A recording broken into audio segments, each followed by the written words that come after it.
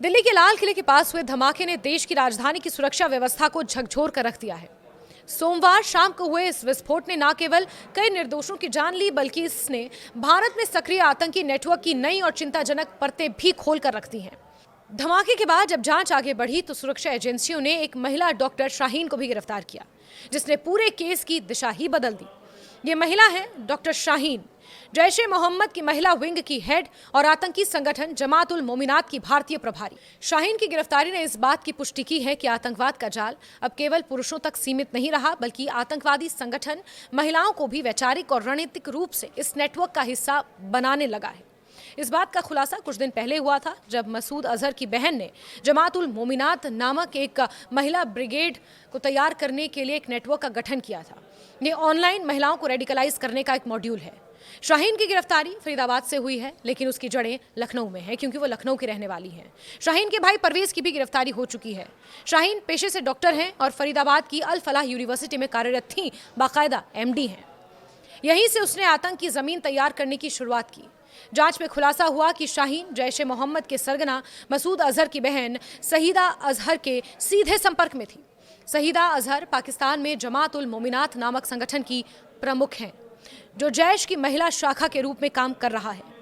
इसी संगठन के जरिए पाकिस्तान में महिलाओं को जिहाद की विचारधारा से जोड़कर उन्हें प्रशिक्षण और मानसिक रूप से तैयार किया जाता है, यानी कि उनका भी रेडिकलाइजेशन वहां पर होता है, ताकि वो आतंक के समर्थन में काम कर सकें। शाहीन को सहीदा अजहर ने भारत में इसी महिला नेटवर्क की नींव रखने का निर्देश दिया था। उसका मिशन था भारत में जैश की महिला ब्रिगेड तैयार करना, नई भर्तियां करना और सोशल मीडिया तथा धार्मिक मंचों के जरिए कट्टरपंथी विचारों का प्रसार करना।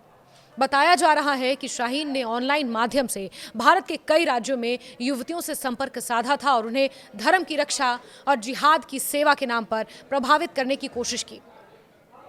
NIA और दिल्ली पुलिस की संयुक्त जांच में यह भी सामने आया है कि शाहीन का नाम पहले से गिरफ्तार डॉक्टर मुजम्मिल के साथ भी जुड़ा हुआ था। वो कथित तौर पर मुजम्मिल की महिला मित्र यानी कि गर्लफ्रेंड बताई जा रही हैं। दोनों फरीदाबाद मॉड्यूल के हिस्से थे और इनके बीच न केवल निजी रिश्ता था, बल्कि आतंक से जुड़ा वैचारिक संबंध भी था। जांच में यह भी सामने आया कि शाहीन ने ही अपनी कार में AK-47 राइफल छिपाने की अनुमति दी थी और इस नेटवर्क को मेडिकल कॉलेजों में युवाओं तक पहुंचाने की रणनीति बनाई थी। फरीदाबाद की अल फलाह यूनिवर्सिटी में छापेमारी के दौरान पुलिस को कई डिजिटल उपकरण, दस्तावेज और चैट रिकॉर्ड मिले हैं, जिनसे ये साबित हुआ है कि शाहीन और मुजम्मिल लगातार विदेशी हैंडलरों के संपर्क में थे। मुजम्मिल यहाँ तक तुर्की भी जा चुका है। जांच एजेंसियों ने CCTV फुटेज खंगाले हैं, जहां शाहीन को मुजम्मिल और उमर मोहम्मद के साथ कई बार देखा गया। उमर, जो दिल्ली धमाके में फिदायीन हमलावर बताया जा रहा है, पुलवामा का ही रहने वाला था और फरीदाबाद मॉड्यूल का हिस्सा था। इसी मॉड्यूल के माध्यम से शाहीन, उमर और मुजम्मिल एक दूसरे के संपर्क में आए और जैश के भारतीय नेटवर्क को मजबूत करने का काम करने लगे। यह नेटवर्क बाहरी तौर पर शिक्षा और चिकित्सा के क्षेत्र में सक्रिय दिखता था, लेकिन भीतर ही भीतर आतंकी विचारधारा को आगे बढ़ा रहा था। जमात उल मोमिनात का इतिहास पाकिस्तान में जैश ए मोहम्मद की स्थापना के साथ ही जुड़ा है। साल 2000 के दशक में मसूद अजहर ने जब जैश की गतिविधियों को बढ़ाया, तो उसकी बहन सहीदा अजहर ने महिलाओं के बीच धार्मिक शिक्षा और कट्टरपंथी सोच फैलाने के लिए जमात उल मोमिनात नाम से महिला शाखा बनाई, जिसे अब वो रिवाइव कर रही है। इस संगठन का घोषित उद्देश्य महिलाओं को इस्लाम की सच्ची राह पर लाना था, बताया गया, लेकिन वास्तव में ये संगठन महिलाओं को जिहाद के लिए मानसिक रूप से तैयार करने का साधन था। सहीदा अजहर ने पाकिस्तान अधिकृत कश्मीर और पंजाब के कई मदरसों में महिला कैंप चलाए, जहां प्रशिक्षण, धार्मिक भाषण और विचारधारा के जरिए कट्टर सोच रोपी गई। भारत में शाहीन इसी मॉड्यूल को दोहराने की कोशिश कर रही थी।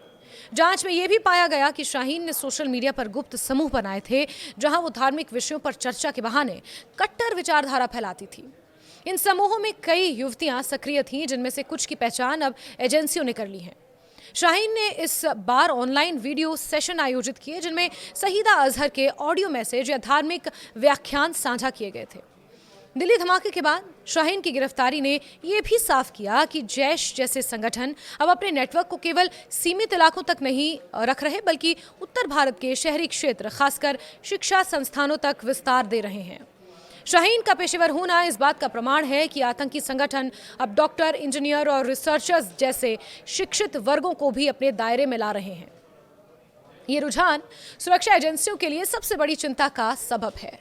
सुरक्षा विशेषज्ञों के अनुसार महिला आतंक ब्रिगेड का निर्माण आतंकवाद के मानव संसाधन की रणनीति में नया आयाम जोड़ता है। महिला आतंकी या सहयोगी नेटवर्क न केवल समाज में आसानी से घुल मिल जाते हैं, बल्कि जांच एजेंसियों के लिए इन्हें पहचानना भी बहुत मुश्किल होता है। महिला विंग का काम आमतौर पर भर्तियां करना, फंडिंग इकट्ठा करना, परिवारों और समुदायों के भीतर वैचारिक समर्थन जुटाना और छिपे हुए ठिकानों पर निगरानी रखना होता है। पाकिस्तान में जमात उल मोमिनात यही भूमिका अदा करती है और शाहीन भारत में उसी नेटवर्क को दोहराने की कोशिश कर रही थी। एनआईए ने जांच में यह भी पाया है कि शाहीन की बैंकिंग लेन देन और विदेश से आने वाली फंडिंग पर संदेह है। कुछ ट्रांजैक्शंस ऐसे खातों में मिले हैं जो कतर, सऊदी अरब और पाकिस्तान से जुड़े संगठनों के संपर्क में रहे हैं। फंडिंग के इन रास्तों का पता लगाना फिलहाल जांच का केंद्र बिंदु है। दिल्ली पुलिस और हरियाणा पुलिस ने फरीदाबाद की अल फलाह यूनिवर्सिटी में एक विशेष तलाशी अभियान चलाया है। वहां पर भी कुछ इलीगल ट्रांजैक्शंस की बात सामने आई है। सैकड़ों पुलिसकर्मी परिसर में पहुंचे हैं। कई घंटों तक दस्तावेजों की जांच वहां पर हुई है। यूनिवर्सिटी प्रशासन से भी पूछताछ की जा रही है कि क्या शाहीन और मुजम्मिल ने वहां किसी अन्य छात्र या स्टाफ को प्रभावित तो नहीं किया। इस पूरे मसले ने यह सवाल उठाया है कि भारत में आतंकी संगठनों का नेटवर्क किस तरह अब वैचारिक, डिजिटल और सामाजिक ताने बाने में प्रवेश कर चुका है। शाहीन की गिरफ्तारी ये दिखाती है कि ये नेटवर्क अब केवल हथियारों से नहीं बल्कि विचारों से लड़ाई लड़ रहा है। इसमें महिलाएं भी एक अहम भूमिका अदा कर रही हैं। भारत सरकार ने पहले ही जैश ए मोहम्मद को प्रतिबंधित घोषित कर रखा है, लेकिन जमात उल मोमिनात जैसी सहायक शाखाएं अब सांस्कृतिक और धार्मिक संगठन के रूप में एक अहम भूमिका अदा कर रही हैं। ये कारण है कि जम्मू कश्मीर से लेकर दिल्ली तक सुरक्षा एजेंसियां अब इनकी गतिविधियों पर कड़ी निगरानी रखे हुए हैं। डॉक्टर शाहीन का केस इस बात का प्रतीक बन गया है कि आतंकवाद का चेहरा कितना बदल चुका है। एक डॉक्टर जो लोगों की जान बचाने की कसम खाती है, अब मौत का कारोबार करने वाले संगठनों की सहयोगी बन चुकी है। ये समाज के लिए सबसे बड़ी चेतावनी है। दिल्ली धमाके के बाद भारत की खुफिया एजेंसियों के सामने सबसे बड़ी चुनौती केवल इस हमले के दोषियों को सजा दिलाना नहीं, बल्कि इस विचारधारा के जाल को तोड़ना है जो समाज के भीतर चुपचाप फैल रही है। जमात उल मोमिनात और जैश ए मोहम्मद का गठजोड़ इसी विचारधारा का उदाहरण है, जिसमें धर्म, शिक्षा, सामाजिक सेवा के नाम पर जिहाद सोच को एक तरह की वैलिडेशन देने की कोशिश की जाती है। शाहीन की गिरफ्तारी के बाद अब जांच एजेंसियां ये पता लगाने में जुटी हैं कि भारत में उसका नेटवर्क कहां-कहां फैला हुआ था और किन-किन युवतियों को उसने प्रभावित कर रखा है। ये गिरफ्तारी केवल एक अपराधी को पकड़ने की कार्रवाई नहीं, बल्कि उस पूरी वैचारिक साजिश का पर्दाफाश है जो वर्षों से चुपचाप पनप रही थी।